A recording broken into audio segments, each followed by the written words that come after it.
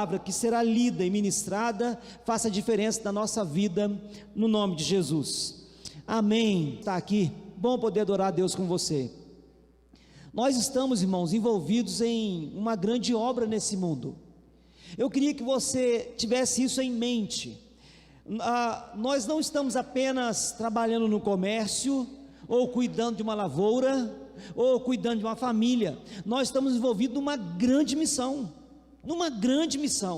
E essas coisas que a gente faz, algumas não são tão vistas, né, tão evidentes, são mais secretas às vezes, outras têm mais relevância, assim, são mais evidentes, mas não quer dizer que são mais importantes.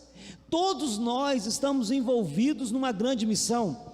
Pensa, né, hoje em dia os relógios são muito digitais, mas eu lembro que quando eu era moleque, o meu pai tinha os relógios e o nome era Oriente, é isso mesmo, Oriente, ou tinha outro nome lá que eu não lembro mais, Mondaine, lembrei, Oriente Mondaine. O pessoal aí lembra disso. O Nelson na época era de sol, né, relógio de sol, né, Nelson? Eu não lembro disso não, mas seu Isaías lembra? Está com o Oriente aí, seu Isaías? Vê se é Oriente, olha lá, está lá com o Oriente lá, tá vendo?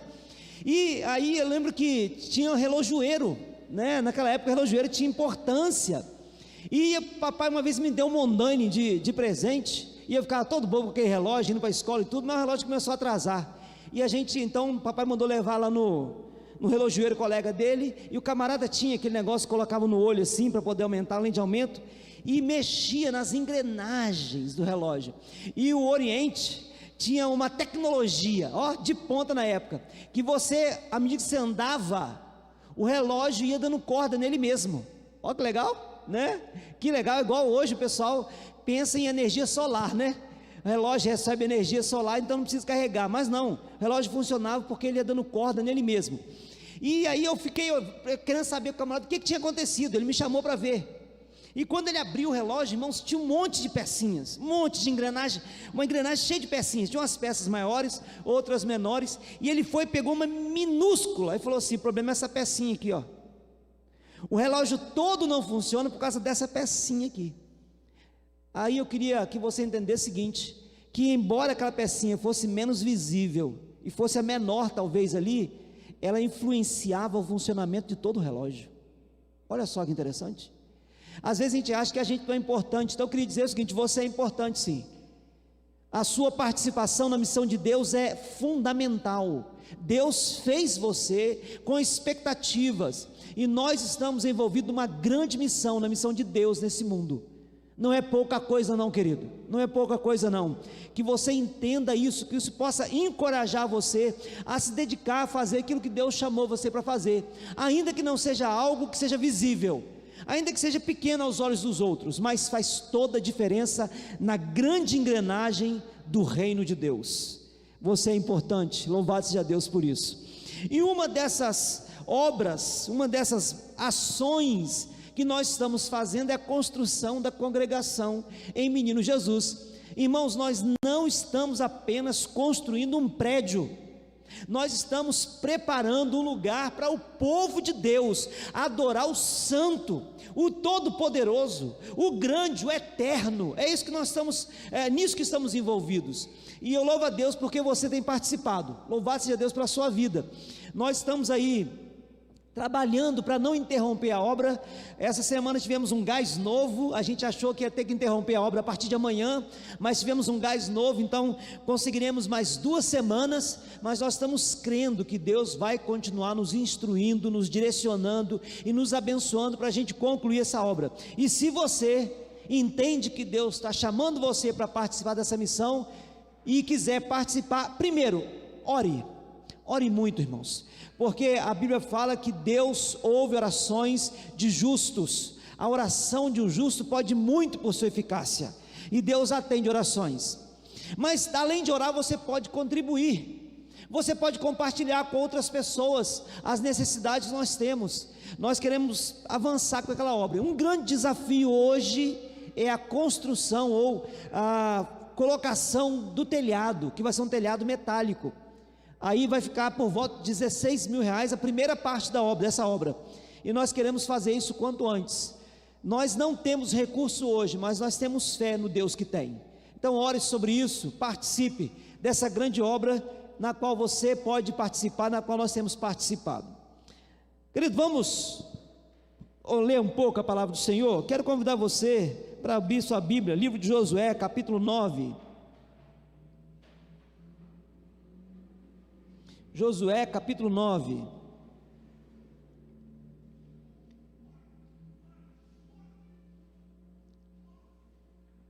Tem uma expressão na nossa língua que a gente conhece muito bem, e ela diz assim, que há pessoas que compram gato por lebre.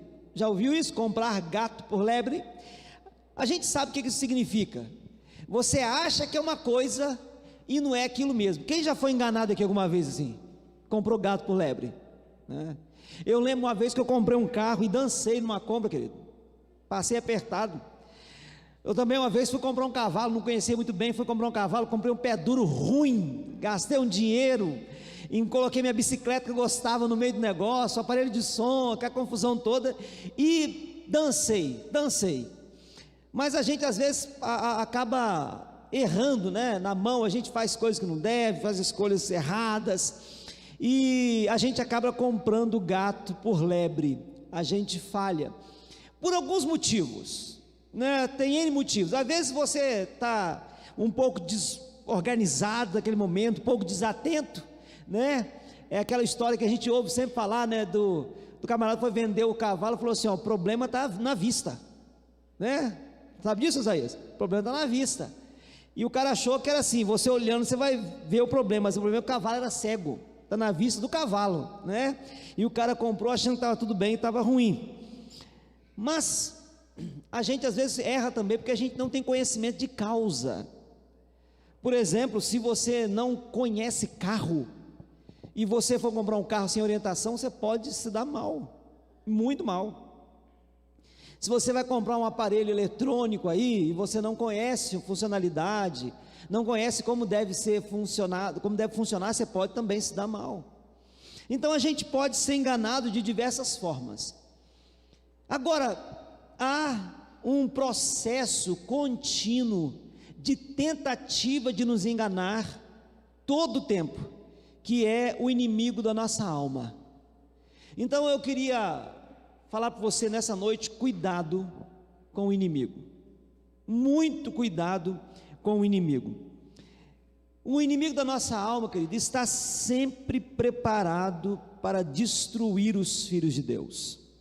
Jesus falou em João assim, que o ladrão, e está se referindo ao diabo mesmo, ele veio para matar, roubar e destruir. Essa é a missão dele, é para isso que ele veio, e ele tem trabalhado continuamente nisso. E Pedro diz na sua carta assim, que o diabo, o nosso adversário, anda ao nosso derredor, rugindo como leão, buscando a quem possa tragar, o tempo todo, e ele não tira férias, não tira folga, não dorme e não descansa, é contínuo, querido, contínuo. Se não fosse Deus a nos proteger, nós estávamos perdidos, certamente não estaríamos mais aqui. Mas eu queria que você guardasse seu coração, que o inimigo está sempre preparado para destruir a sua vida, para enganar você, para trazer infelicidade, tristeza, para roubar a sua esperança, para destruir suas expectativas, para acabar com a sua vida, se ele tiver condições. Ele sempre está interessado e trabalhando continuamente para isso.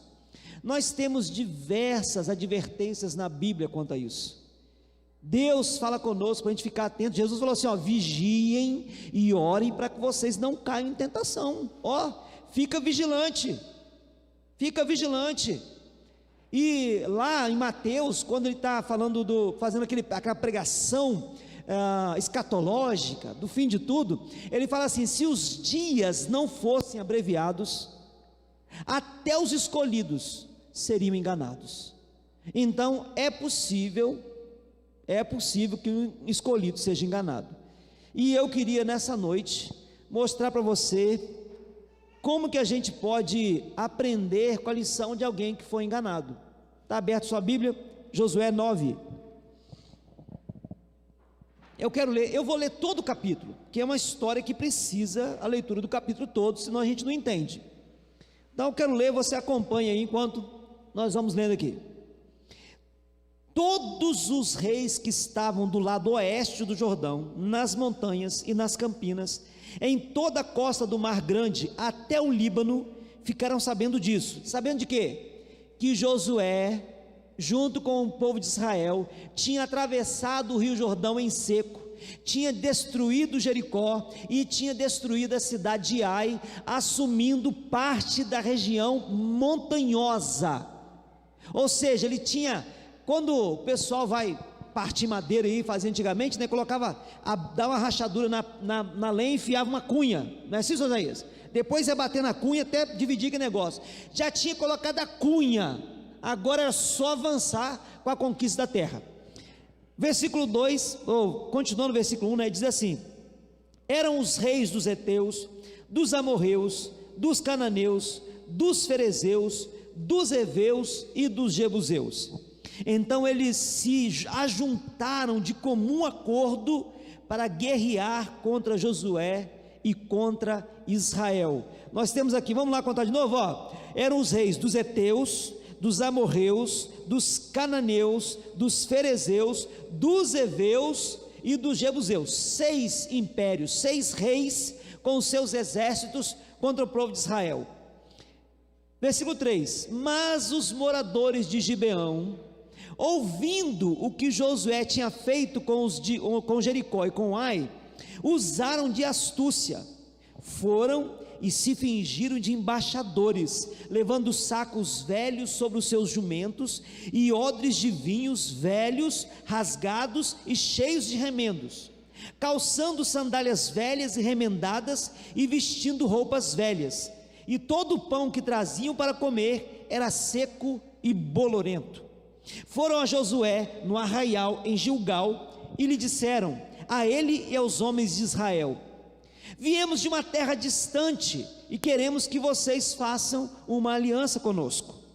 Mas os homens de Israel responderam aos heveus: talvez vocês morem aqui perto, como podemos fazer uma aliança com vocês? Então disseram a Josué: somos seus servos. Mas Josué perguntou: quem são vocês? De onde vêm?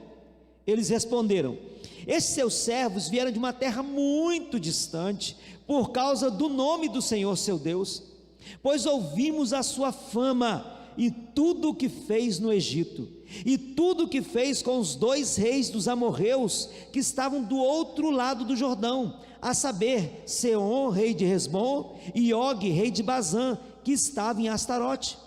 Por isso os nossos anciãos e todos os moradores da nossa terra nos disseram: levem com vocês alimentos para a viagem e vão ao encontro deles, dizendo: somos seus servos, façam uma aliança conosco. Este nosso pão nós pegamos em nossas casas quando ainda estava quente, no dia em que saímos para vir falar com vocês, e agora aqui está ele, já seco e bolorento. Estes odres eram novos quando os enchemos de vinho, mas agora já estão rasgados.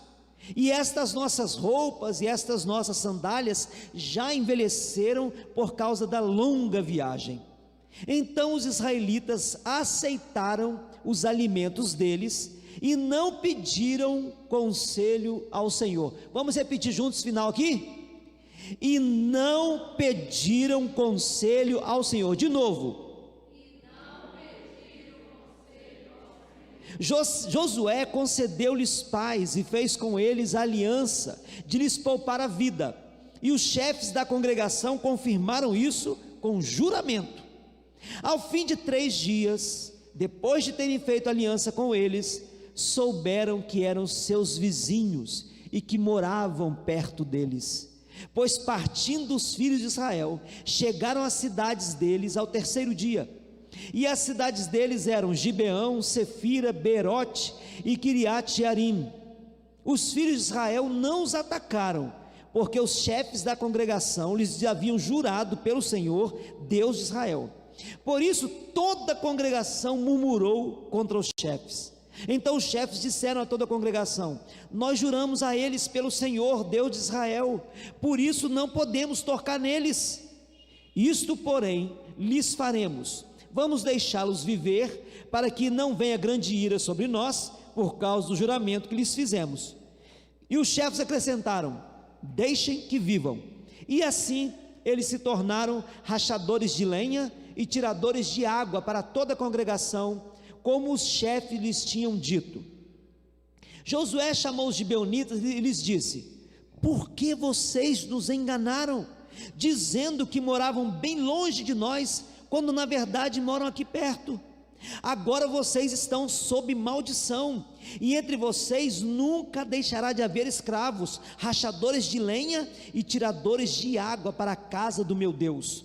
Então eles responderam a Josué: é que foi anunciado a estes teus servos como certo que o Senhor seu Deus havia ordenado ao seu servo Moisés que lhes desse toda esta terra e destruísse todos os seus moradores diante de vocês. Tememos muito pela nossa vida por causa de vocês, e foi por isso que fizemos aquilo. Eis que estamos nas suas mãos, traste-nos segundo lhes parecer bom e reto. Josué fez como tinha dito e livrou-os das mãos dos filhos de Israel, e não os mataram. Naquele dia Josué os fez rachadores de lenha e tiradores de água para a congregação e para o altar do Senhor, até o dia de hoje, no lugar que Deus escolhesse. Essa história é uma história bem interessante e muito dramática de um momento da vida de Israel, do povo de Israel. Eles estavam, num momento assim, muito empolgados, porque eles estavam vencendo nações, guerreando. Eles tinham vencido Jericó, depois de atravessar o rio Jordão em seco, acampados em Gilgal, venceram Jericó, depois venceram a cidade de Ai, e agora eles estavam dominando parte da região montanhosa, da onde eles podiam atacar o restante das nações que havia naquela terra, e dominar como o Senhor havia prometido para eles, que a terra seria deles mesmo. Se você voltar, você não precisa ler agora, mas se você chegar na sua casa, você vai ler em Deuteronômio 20, que Deus falou que tinham que destruir todos, mas se os povos fossem de fora da terra de Canaã, eles podiam fazer paz com esses povos, mas de Canaã tinha que destruir todo mundo. Por que Deus mandou? Porque aquelas nações ali eram muito perversas, muito idólatras, e podiam levar o povo de Deus, que tinha que ser santo, a também se tornar perverso e idólatra. Então não podia ter nenhuma relação, nenhum contato com esse povo, com a cultura e com a religião deles. Mas se fosse de longe, eles podiam então fazer aliança com os povos de longe. Algumas coisas acontecem aqui, Então Josué está lá em Gilgal, tinha acabado de vencer e derrotar a cidade de Ai, está acampado em Gilgal, certamente se preparando para as novas investidas, e 6 nações estão se levantando contra Israel. A guerra, irmãos, está já armada já. O povo sabia que não seria fácil, e as nações estavam temendo Israel, falando: cada um de nós sozinho não pode, mas se a gente juntar, talvez a gente resolve o problema e destrói esse povo aí. E eles então se levantaram, 6 nações.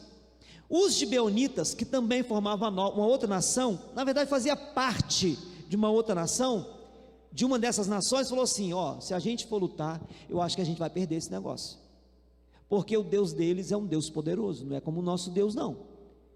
Eu acho melhor a gente ir fazer aliança com esse povo. Mas eles não farão aliança com a gente, porque eles sabem que nós somos daqui, a não ser se a gente usar uma estratégia, um estratagema aqui para poder conseguir isso. E eles bolaram então uma boa estratégia. Eles moravam, Gibeão era cerca de 40 quilômetros de Gilgal, aonde estava o povo de Israel acampado. Não era uma distância longa, para uma nação toda não era uma distância longa. Mas o que eles fizeram? Eles pegaram roupas velhas, se vestiram de roupas velhas, sandálias já estragadas, pegaram pães que já estavam bolorentos, pegaram odres de vinho que já estavam rotos, se desfazendo, e montaram nos seus jumentos, com a cara bastante abatida, e foram, o grupo, enviado pelo rei de Gibeão e pela cidade de Gibeão, chegou lá para conversar com Josué, falou assim: aqui a gente veio para fazer aliança com vocês. Josué assim: por que nós faríamos aliança com vocês? Talvez vocês sejam de perto. Não, nós somos de longe, nós somos daqui não. Como é que vocês provam? De onde vocês vêm? Nós vemos uma terra muito longe, eu nem falar, que você nem sabe onde é. Se a gente falar, vocês não conhecem, é tão longe que você nem vai saber. Mas deixa a gente provar para vocês que a gente mora longe. Olha só aqui o estado da nossa roupa, como está desgastada. Olha a nossa sandália. Quando nós saímos da nossa terra, a roupa estava nova. A gente passou no shopping, comprou para vir para cá. A sandália estava novinha. E esses pães aqui que você está vendo bolorento, você não tem noção, nós pegamos ainda quentinho, estava acabando de sair do forno, colocamos dentro aqui desse balaio aqui, e nós estivemos trazendo. Olha só os nossos odres de vinho, como estão aqui, quase arrebentando, recheio de remendo. Quando nós saímos de casa, estavam novos. Aí o versículo 16, ou melhor, 14, diz assim: então os israelitas aceitaram os alimentos deles. Essa tradução não está muito legal. A ideia é a seguinte: eles aceitaram o argumento de que o alimento deles de fato era novo, quando tinha. É assim, eles aceitaram o argumento deles. Então é verdade. Eles olharam assim: então é verdade, vocês vieram de longe mesmo, então vamos fazer aliança com vocês, porque se vocês fossem dessa terra, dos povos daqui, nós não poderíamos fazer, mas como vocês são de longe, Deus falou que com os de longe nós podemos fazer. E aí fizeram um juramento em nome do Senhor. Você deve conhecer o Salmo 15. O Salmo 15, versículo 1 diz assim, faz uma pergunta: quem habitará no santo templo do Senhor? É assim mesmo? Quem habitará no monte do Senhor? Quem, Senhor, habitará no seu tabernáculo? Quem é? E quem é que poderá morar no teu santo monte?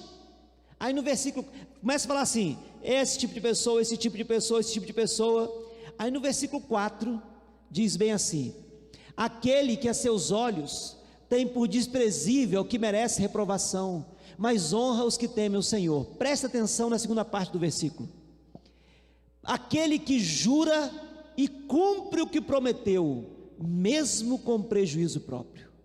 Aquele que jura e cumpre o que prometeu, mesmo com prejuízo próprio. Essas pessoas habitarão com o Senhor. Essa é uma verdade em Israel. Você não podia fazer um juramento em nome do Senhor e voltar atrás, nunca. Se você fizer o juramento, você tem que levar até o fim. E eles fizeram o juramento com aquele povo.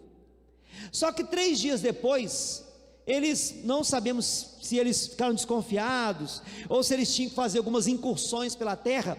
Eles começaram a andar, 3 dias depois chegaram exatamente na cidade, viram aqueles homens e falaram assim: espera um pouquinho, vocês são aqueles que estiveram lá, vocês mentiram para nós, vocês disseram que eram de fora da terra e vocês são daqui. E aí o povo falou assim: vamos matá-los. Aí Josué e os líderes falaram: não podemos fazer isso, porque nós juramos, e quem jura tem que cumprir, mesmo com dano próprio. A gente não podia ter jurado, mas agora que juramos, não temos que voltar atrás, porque juramos em nome do Senhor. Deixa o povo aí livre. Mas como é que vai ser? Não vamos conviver com eles? Não, eles serão escravos, vão cortar lenha para a gente, cortar lenha para o templo, e pegar água para a gente, pegar água para o templo. É o máximo que nós podemos fazer. Deixe-os vivos. O que nós aprendemos com essa história aqui?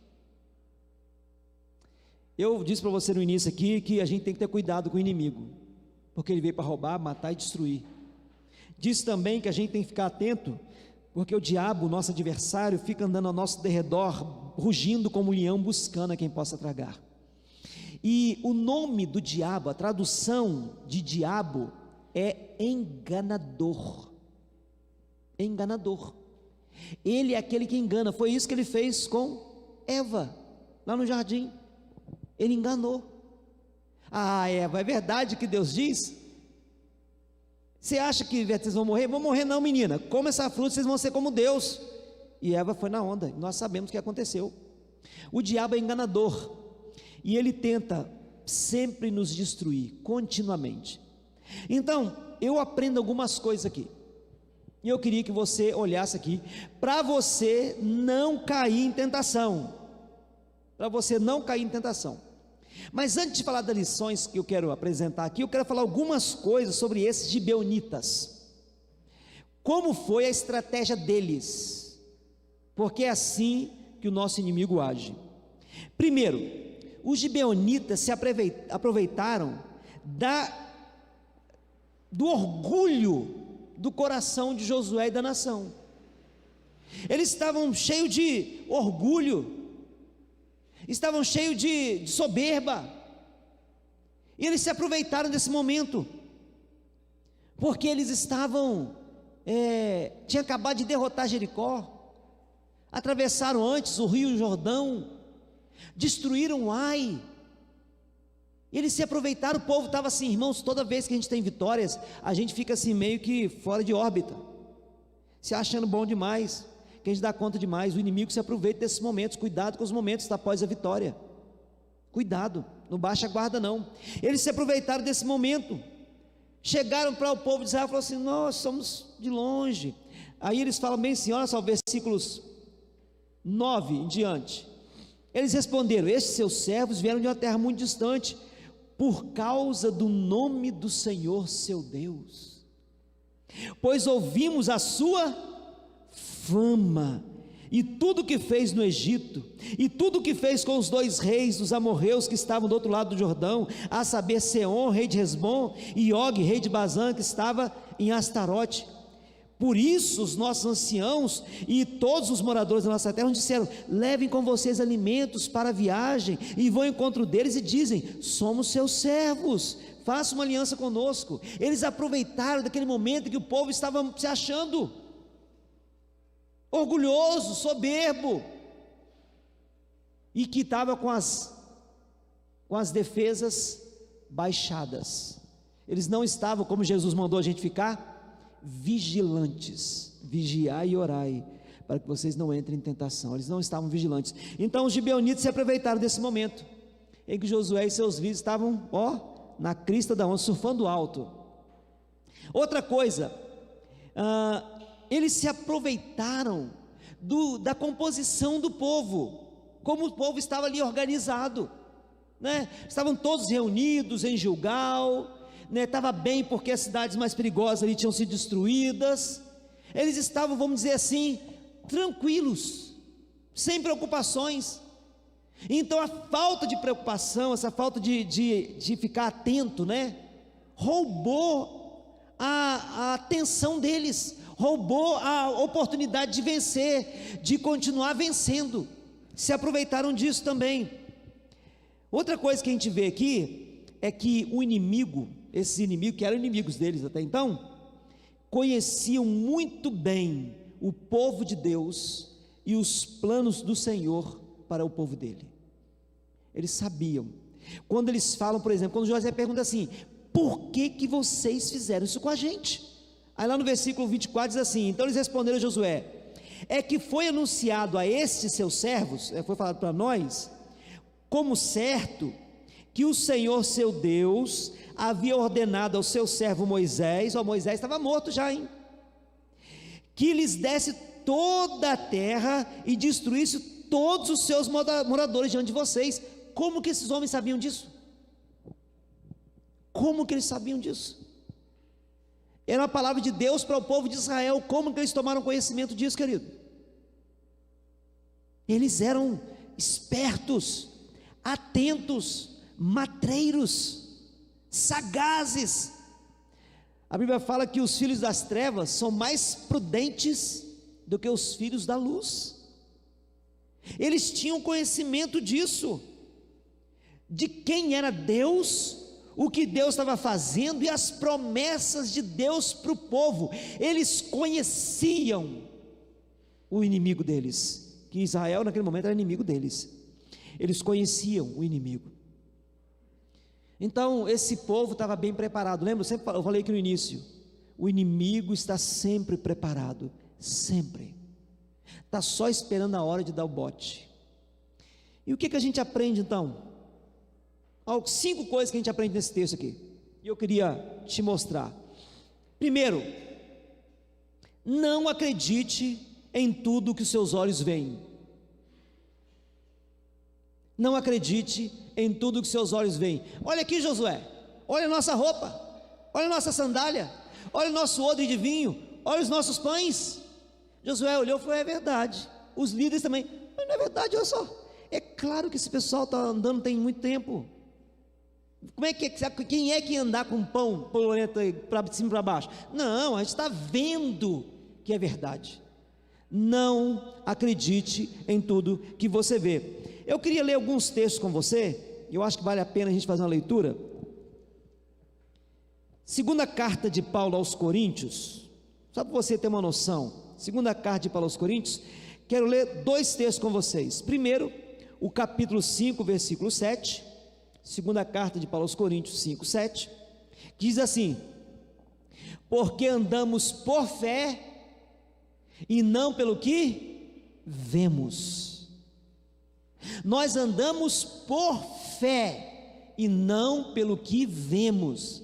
Josué e os líderes naquele momento inverteram isso aqui, eles andaram pelo que viram e não por fé.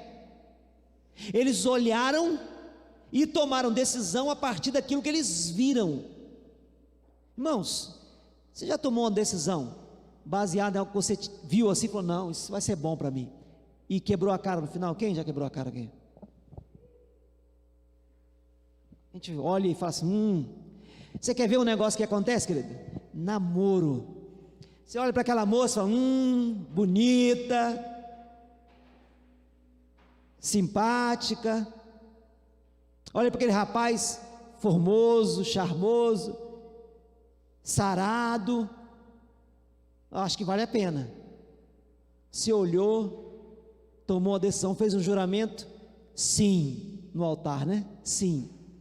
Depois que casa, viu que não era nada daquilo, né? É o contrário, né? Dos contos de fada, em que a princesa beija o sapo que vira um príncipe, mas a princesa beija o príncipe que vira sapo, né? É desse jeito. Ou então, como no filme de Shrek, a princesa viu o ogro, beija o ogro e vira uma ogra, né? É o contrário o negócio. Quantas vezes a gente toma decisão baseado naquilo que nós vemos? A gente olha: isso vai ser bom para mim. E tem algumas decisões, irmãos, que estão claras na Bíblia, claras, a gente não precisa nem perguntar. Por exemplo, um cristão namorar com um não cristão, a Bíblia diz claro, não precisa nem perguntar se pode ou não. Não pode. Casar então nem se fala, não pode, está claro na Bíblia lá. Mas aí você vive por vista e não por fé, quando deveria ser o contrário, viver por fé e não pelo que você vê. Tem muita moça aí, solteira, eu conheço muitas, já passando os 40 anos, que não casaram ainda porque estão procurando por vista e não por fé. Recebe aí, ó. Às vezes fica pensando muito como vai ser o porte da pessoa. Irmão, eu era esmilinguido, sou magrinho, mas era esmilinguido. E a Sandra recebeu muita. Eu lembro que eu era tão esmilinguido, e tinha assim, eu tenho aparência de jovem, né? Eu sei que eu tenho, né? Não parece a idade que eu tenho, eu sei disso, né? Mas o pessoal falava com a Sandra assim: uai, você agora adotou um menino para criar? Quando você namorava comigo, você adotou um menino para criar? Foi na creche pegar um menininho para você? E quem olhava para mim era um menino mesmo. Mas ela não foi por vista, que se fosse por fé, eu creio que vai dar certo. Estamos aí, 27 anos. 27 anos. Mas tem muita gente que está andando por vista, não por fé. Cuidado, querido. Não acredite em tudo que você vê. Não tome decisões baseadas no que seus olhos veem. Quer ver? Ainda na segunda carta aos Coríntios, no capítulo 11. Eu quero ler 2 versículos. Eu quero ler primeiro o 14 e o 15. Vamos ler 2 Coríntios 11, 14 e 15. Preste muita atenção nesses versículos. E não é de admirar, porque o próprio Satanás, irmãos, não é um demônio, é o próprio Satanás, o capiroto mesmo, o coisa ruim, o fedido, ele mesmo, o próprio Satanás, se disfarça de anjo de luz. Você olha assim e fala assim: é de Deus, só pode ser de Deus, né? Portanto, não deveria surpreender que os seus próprios ministros, aí os demônios, né? O Satanás se faz de anjo de luz. Então, já que Satanás se disfarça de anjo de luz, não era de surpreender que os seus próprios ministros, os demônios, se disfarcem de ministro de justiça. O fim deles será conforme as suas obras. Mas, irmãos, presta atenção. Se você for pelo que seus olhos veem, você pode falar: é um anjo de luz, é de Deus, estou dentro. E depois você descobre que não é bem aquilo que você pensou. Josué falou assim: é claro que não é daqui. Chamou os líderes: gente, vamos fazer uma reunião aqui agora. O que vocês acham? Não, Josué, não pode ser daqui. Olha só. Um falou assim: olha só o odre de vinho. Quem é que em sã consciência vai andar com odre de vinho? Pode perder um vinho, coisa gostosa, saborosa, perder um vinho, não pode perder. Não é não. Olha só a sandália desse povo, não pode ser. Porque se eles são enviados, eles eram embaixadores de outra nação. Como que os embaixadores teriam coragem de andar com roupa assim? Não, o embaixador anda bem vestido. É claro que é de longe, não pode ser de perto. Não acredite em tudo que seus olhos veem, porque até o próprio Satanás se disfarça de anjo de luz. Cuidado, cuidado. Então a primeira coisa que a gente tem que entender é isso. Segundo, não acredite em tudo que falam para você. Irmãos, nós estamos na era da comunicação, mas o que tem de mentira rolando para todo lado, e a gente até arrumou um nome para isso, né? São as narrativas. E tem narrativa nesse negócio aí, não é verdade? Você recebe quantas vezes, irmãos? Eu já recebi: pastor, olha só esse negócio aqui. E depois você vai pesquisar para: meu irmão, não é nada disso. Ah, pastor, me desculpa então. Ouviu e acreditou. Eu quero ler com você João 8,44. João 8,44. Vocês são do diabo, que é o pai de vocês, e querem satisfazer os desejos dele. Ele foi assassino desde o princípio e jamais se firmou na verdade, porque nele não há verdade. Quando ele profere mentira, fala do que lhe é próprio, porque é mentiroso e pai da mentira. Irmãos, dizem por aí que uma mentira falada muitas vezes é recebida como verdade finalmente. E isso tem um quê de verdade? A gente ouve um negócio, vai falando, daqui a pouco a gente acredita que aquilo é verdade, porque se fala tanto, só pode ser verdade. Às vezes chegam para a gente, contam uma história triste. Eu lembro, eu trabalhava num departamento, numa determinada empresa, não vou falar aqui para não comprometer ninguém aí, que agora o negócio está transmitido, você pode falar qualquer coisa, mas não, né? E eu trabalhava numa empresa, determinado departamento da empresa, eu era chefe de uma repartição, e o horário de trabalhar era de meio-dia para tarde, mas eu tinha muito serviço para fazer, cheguei cedo. Daqui a pouco chegou alguém na minha sala e falou assim: Marcos Aurélio, tem um rapaz assim querendo falar com você. Eu falei: quem é? Aí ele falou que é da empresa tal, uma empresa de telefonia, nem existe mais, eu acho. Falei: para onde ele vir? Aí ele sentou lá e falou assim: eu sou da empresa tal, da telefonia, a gente está precisando fazer um recadastramento dessa empresa aqui, não sei o que, quase falei o nome, e não sei o que lá, e tem que fazer umas mudanças, senão vai perder, papapá. Eu falei: é mesmo? Falou: é, crachá assim ainda, né? Crachá. Ele falou: você assina para mim isso aqui, você é o chefe dessa área, você que tem que assinar para a gente resolver isso.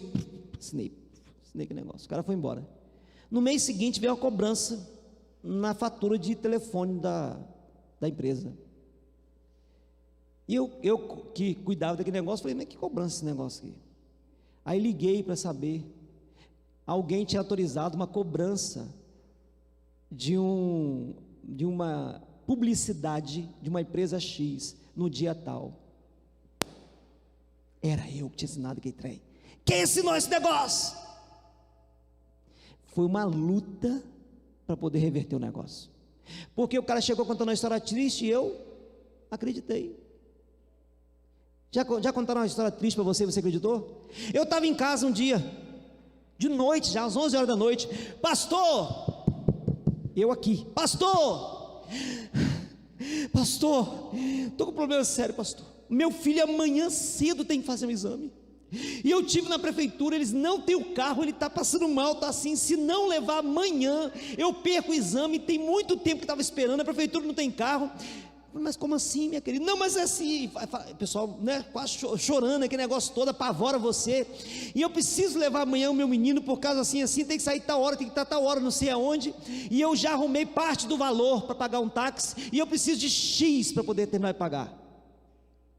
Eu falei, mas como é que é esse negócio? Eu conheço fulano de tal, começou a citar gente que eu conheço, gente respeitável na cidade, já falei, você pode procurar, eu trabalhei para fulano de tal me conhece, papá. Eu ia ligar para alguém 11 horas da noite, perguntar que você conhece fulano de tal, eu ia ligar, eu acreditei, cinquentão, toma aqui, ajudando cinquentão aí. No outro dia, eu acreditando, acordei, fiz um bem essa noite, né, o pessoal foi lá, coisa e tal, andando na rua, e encontrei uma das pessoas que ela citou várias vezes, falei, fulano, e fulana, pastor, uma picareta. Falei, você está falando sério? Está passando a perna em um monte de gente. É mesmo, rapaz? Um monte de gente está dançando aí. Falei, é mesmo? Rapaz, tem um pessoal bom por aí, né? Dei tchau e fui embora, porque acreditei naquilo que me falaram. Não acredite em tudo que você ouve. Tem muita gente mentirosa. Essa mulher chegou com uma estratégia, assim como o povo de Gibeão, os gibeonitas, conheciam sobre Deus, sobre o que Deus tinha feito, conhecia sobre a promessa de Deus para o povo. A mulher conhecia pessoas que eu conhecia, que eu respeitava na cidade, e uma conversinha, me levou cinquentão. Não acredite em tudo que você ouve. Mas eu fiquei vacinado desse negócio. Um dia chegou uma mulher aqui, eu estou dando aula na escola dominical, ela queria que eu parasse a escola dominical para detendê-la. Pastor, vieram aqui me ouvir, pastor, estou dando aula, quer falar com o senhor agora? Eu falei, manda esperar, estou dando aula. Depois, acabou, contou uma história triste, que veio não sei de onde, estava não sei para onde, que não tinha dinheiro, coisa e tal. Eu falei, não tem dinheiro não, filha, você vem à noite aqui, que a gente vê se consegue dinheiro para você. Irmão, ela saiu falando mal, e me xingou no Fernando, ali até, eu cheguei no Fernando para comprar alguma coisa, quando saí da escola dominical, estava a mulher xingando o pastor da igreja presbiteriana, não prestava não. Cuidado, não acredite em tudo que você ouve. Terceiro lugar, não faça aliança, que é o mesmo que assumir um compromisso. Não faça aliança com quem você não conhece de verdade. Irmão, tempo de internet, umas mulheres doidas, tem umas donas doidas aí, que conhecem os caras na internet, e vai encontrar com os caras e casa com os caras, uma mulher doida, tem umas mulheres doidas, não sabe de onde o cara veio, não conhece a família do cara, não sabe se o cara é trabalhador, não sabe nada, e faz um compromisso com uma pessoa que não sabe quem é. Irmãos, nem as empresas do mundo faz isso, né? Por isso que fala que os filhos das trevas são mais prudentes que os filhos da luz. Fala assim, quem é você? Traz para mim aqui como é que é? Uma carta de, quando a pessoa conhece você, de recomendação. Traz para mim uma recomendação, caso contrário, aqui não, filho. Mas a gente vai na onda e faz acordo que a gente não conhece, como eu fiz com aquele moço que eu não conhecia. Miserável, foi fora do horário de trabalho, do horário de expediente. Você é o chefe? Sou o chefe. O ego, afagou o ego, né? O ego inflado. Irmão, quando a gente está com o ego inflado, né? Diz que quanto maior o coqueiro, maior o tombo do coco, não é isso? Não faça aliança com quem você não conhece. Sabe por quê? Porque a aliança feita diante de Deus não pode ser desfeita.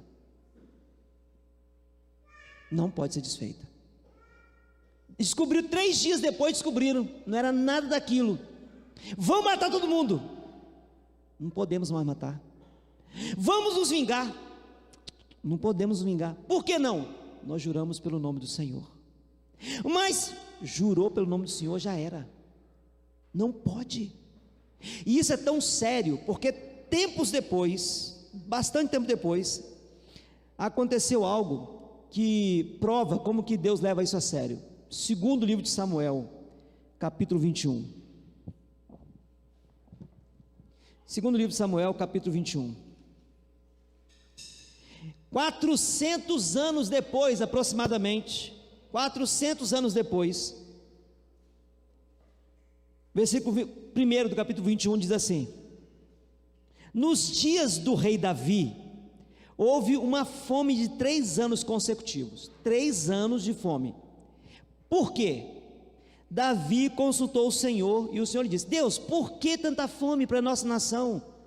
É por causa de Saul e de sua família sanguinária, porque ele matou os gibeonitas.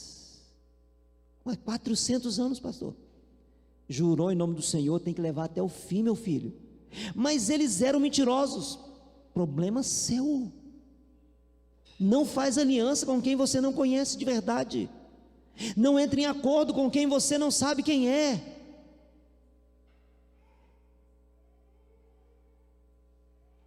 Qual foi o grande problema do povo aqui? Josué. Você está com o livro aberto aí? Capítulo 9? Josué 9? Versículo 14. Nós lemos juntos essa parte, né? Então os israelitas aceitaram os alimentos deles. Vamos trocar aqui, aceitar os alimentos por argumentos, porque a ideia é a seguinte: o hebraico está dizendo, eles viram os alimentos e acreditaram que eles estavam falando a verdade. Essa é a ideia. Os alimentos bolorentos, pão bolorento, o odre de vinho roto, né, remendado, se viu como argumento de que aquilo era verdade. Comprovação.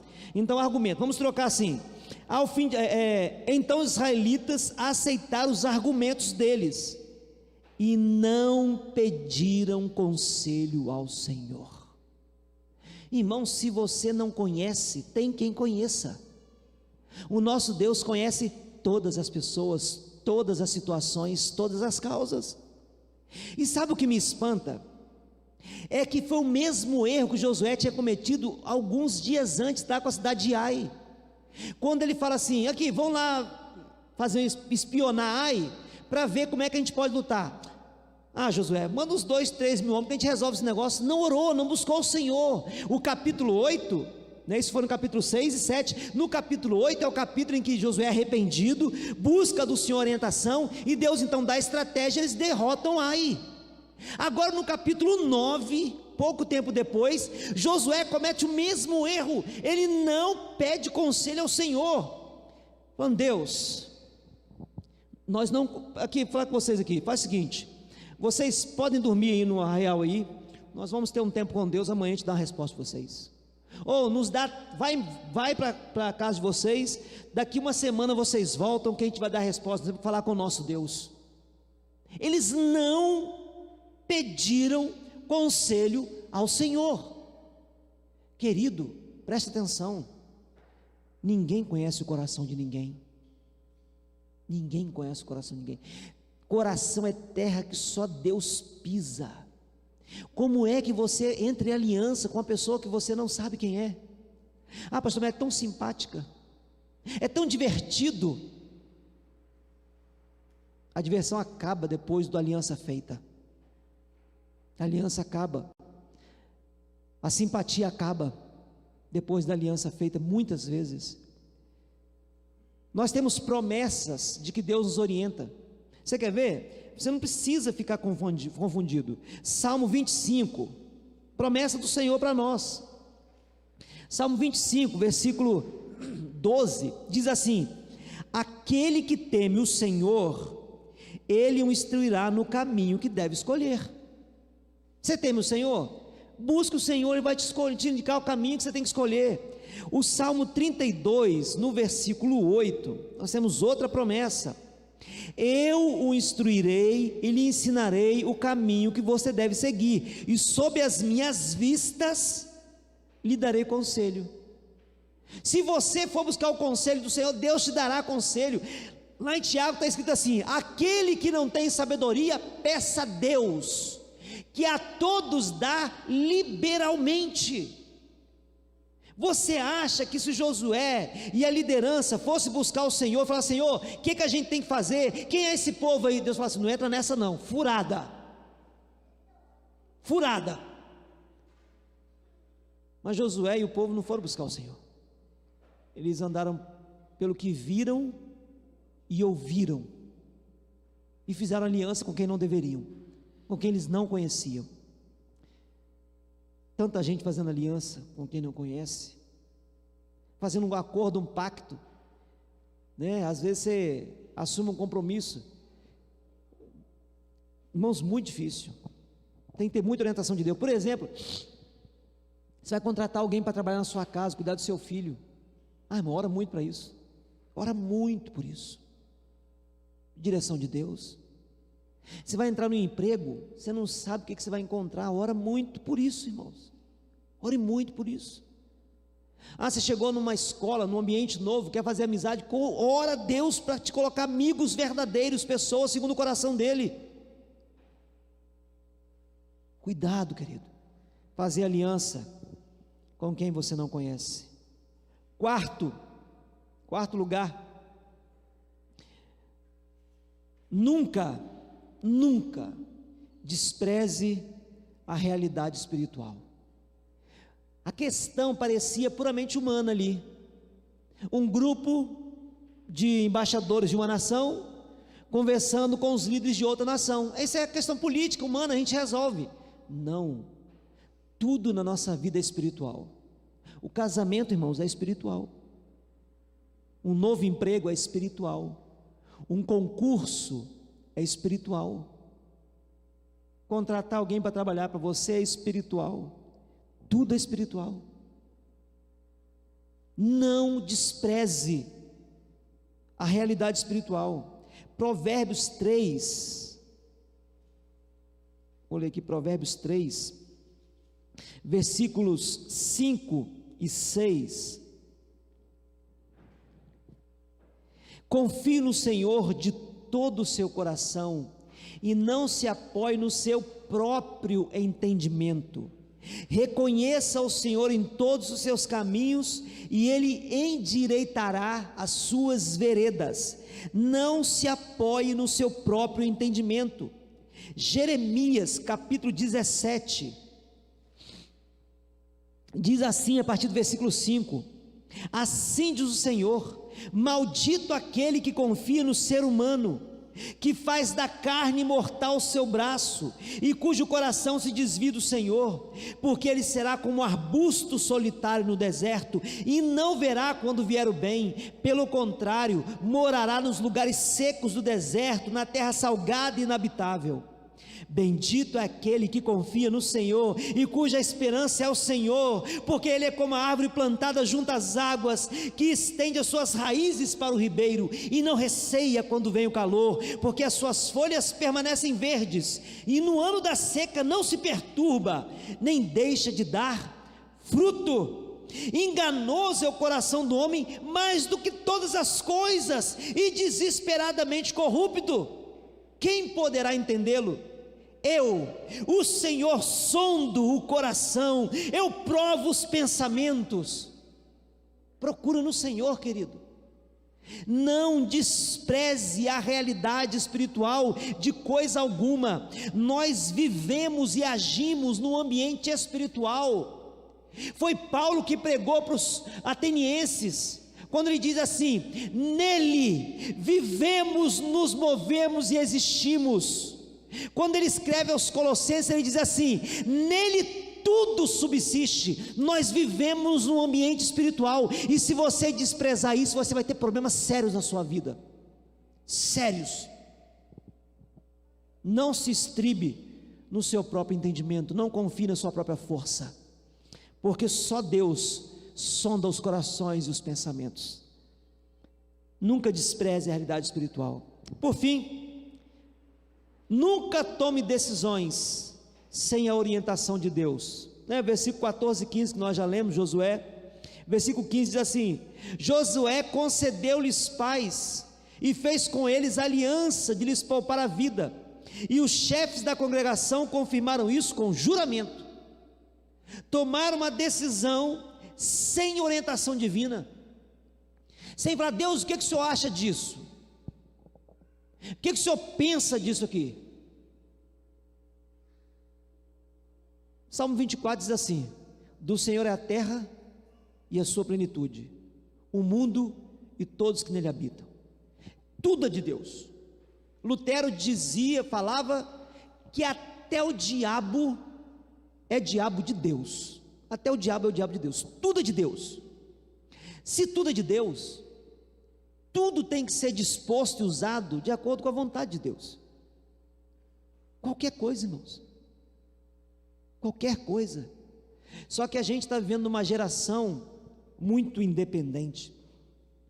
O homem está buscando total autonomia, e já foi declarado isso. Nietzsche falou que Deus morreu, né? Na verdade, o Nietzsche não falou que Deus morreu, ele reconheceu isso, que a sociedade matou Deus. Foi isso que ele quis dizer. Deus morreu, não é que Nietzsche matou, mas ele está falando assim: vocês mataram Deus, Deus morreu. E aquele autor russo que escreveu Os Irmãos Karamazov, né, Dostoiévski, diz o seguinte: se não existe Deus, não existe moral. Tudo é permitido. O homem autônomo, vivendo sem Deus, faz o que quer, o que dá na telha, e quebra a cara. O que Josué e os líderes da nação fizeram foi ter, ou uma suposta, porque ninguém tem autonomia, mas acredita que tem. Por que quebra a cara? Porque acha que tem autonomia, mas não tem de verdade. Porque ninguém pode frustrar os planos do Senhor, ninguém pode quebrar as leis que Deus impõe. Quando lá diz assim em Gálatas 6,7, vocês já memorizaram? Não vos enganeis, de Deus não se zomba, aquilo que o homem semear, isso também se fará. Nós já memorizamos isso, então não dá para quebrar. Então o homem acha que tem autonomia, uma suposta autonomia, ele age baseado nessa suposta autonomia, mas ele quebra a cara toda vez, porque a lei de Deus se impõe. Josué e os líderes falaram: nós podemos resolver esse negócio, os caras estão certos, os argumentos deles são válidos, vamos fazer uma aliança com eles, e quebraram a cara feio. 400 anos depois, a nação de Israel estava pagando 3 anos de fome consecutivos, por causa da decisão errada tomada lá atrás. E Josué era um grande líder, irmãos. Grandes líderes podem cometer grandes erros.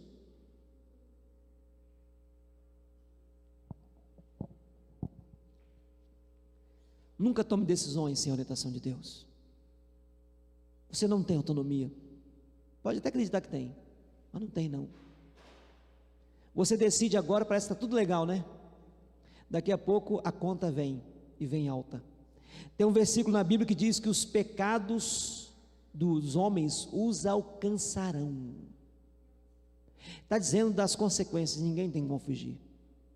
Não existe pecado sem consequência. Não existe.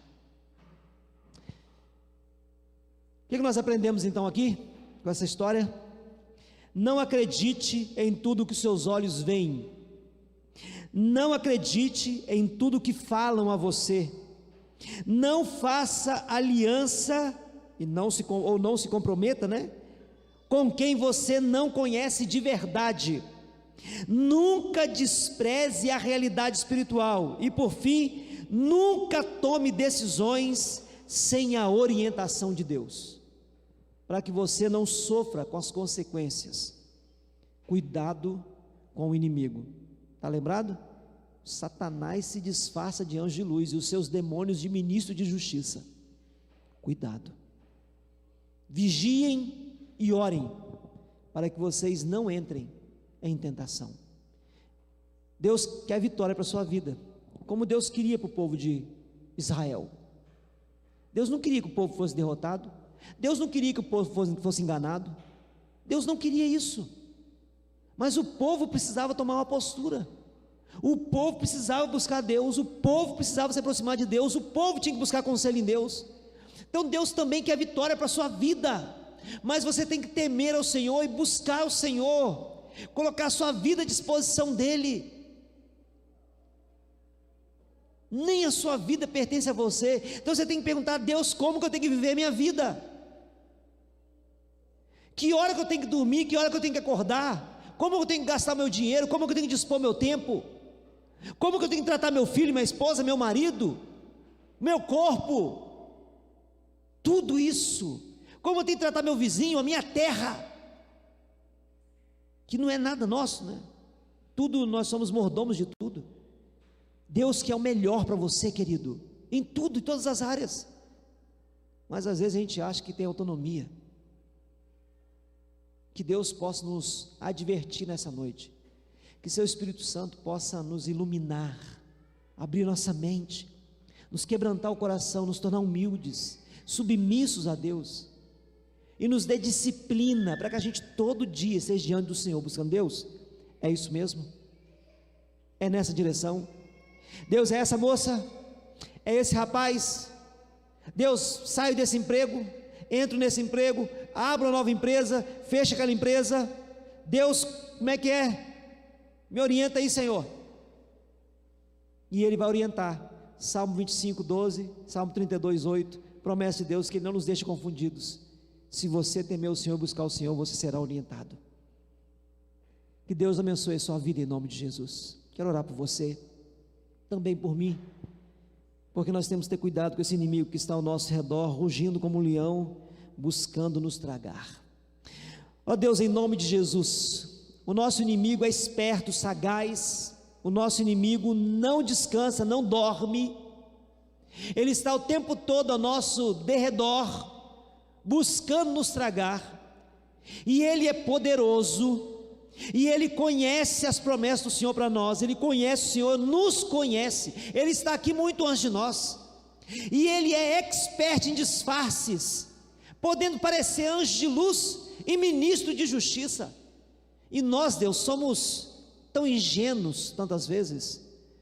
Nós queremos nos colocar diante do Senhor, e pedir que o Senhor nos dê, Deus, capacitação, capacidade, entendimento da realidade, orientação, para não tomarmos decisões erradas, não fazermos escolhas equivocadas, não nos deixa agir pelo que vemos, nem pelo que ouvimos dos outros, não nos deixa desprezar a realidade espiritual, não nos deixa tomar decisões sem o Teu conselho, não nos deixe, Deus, fazer alianças, nem nos comprometer com quem nós não conhecemos de verdade. Nos orienta em tudo, para a glória do Senhor e para o nosso bem, Deus, e para aqueles que virão depois, porque as gerações futuras poderão sofrer das decisões mal tomadas por nós agora. Que os nossos filhos, netos, bisnetos sejam abençoados, caso o Senhor não venha, com as boas escolhas que nós tomarmos aqui agora.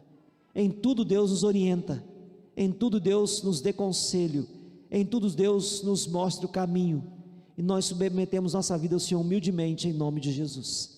Amém. Que seja abençoada a sua vida, a sua família, que as suas